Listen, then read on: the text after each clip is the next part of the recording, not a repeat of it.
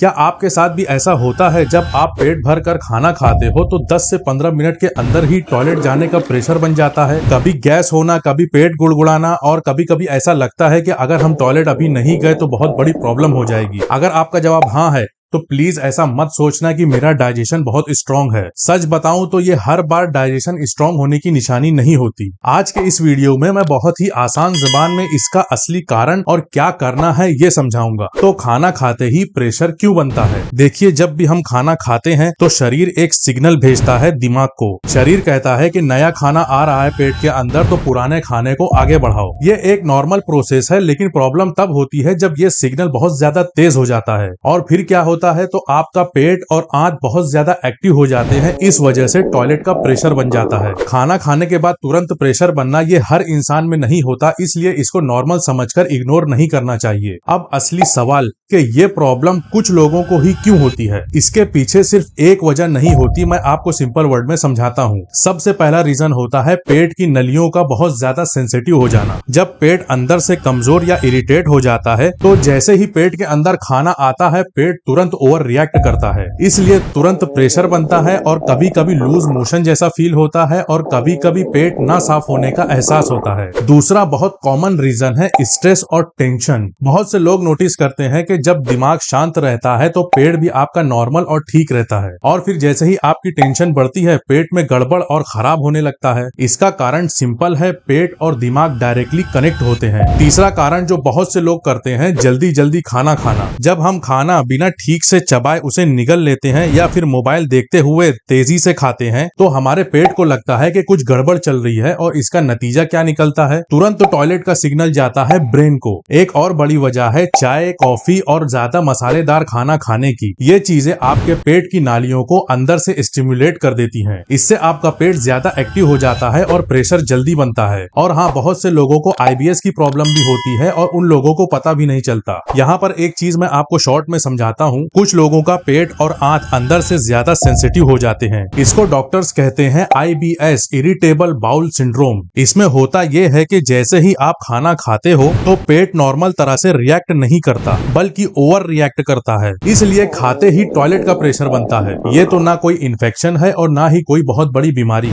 पेट का signal system जो होता है वो थोड़ा सा बिगड़ जाता है। बहुत ज्यादा स्ट्रेस लेने से, गलत खाना खाने से और खाने का जो आपका टाइमिंग है उस टाइम को आगे पीछे कर देने से ये और ज्यादा खराब हो जाता है। इसमें जो आपके पेट का सिस्टम है वो थोड़ा अनप्रेडिक्टेबल हो जाता है। कभी कभी बिल्कुल ठीक रहता है, कभी कभी थोड़ा खराब होता है और कभी कभी बहुत ज्यादा खराब हो जाता है। अब बात करते हैं कि कब हमें समझना चाहिए कि ये प्रॉब्लम अब थोड़ा सीरियस हो रही है। अगर आप नोटिस कर रहे हो कि डेली खाना खाने के बाद तुरंत टॉयलेट जाना पड़ रहा है, पेट खाली होने के बाद भी आराम नहीं मिल रहा है, गैस हो रही है, जलन हो रही है, वेट आपका धीरे धीरे कम हो रहा है, तो प्लीज इसको आदत समझकर नजरअंदाज मत करो। ये साइन होता है कि आपके पेट को प्रॉपर ध्यान देने की जरूरत है। सबसे बड़ी गलती इसमें जो लोग करते हैं, लोग सोचते हैं कि रोज हो रहा है, थोड़ा सा एडजस्ट कर लेते हैं, और फिर क्या होता है उनको एंटासिड की टैबलेट खानी पड़ती है, कभी कभी लूज मोशन की गोलियां खानी पड़ती है, कभी कोई रैंडम सिरप पीना पड़ता है। ये गोलियां और सिरप आपको टेम्परेरी आराम तो देती हैं पर प्रॉब्लम ठीक नहीं करती।